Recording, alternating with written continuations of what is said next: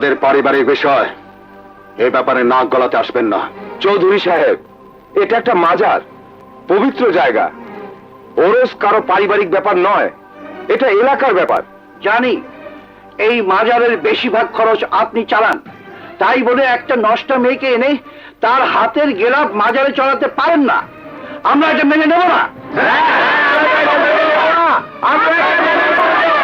ঘরে পুণ্যবতী স্ত্রী রেখে যে পুরুষ বাজারের মেয়ের সাথে মেলামেশা করে, তার কোনো কথা এখানে চলবে না।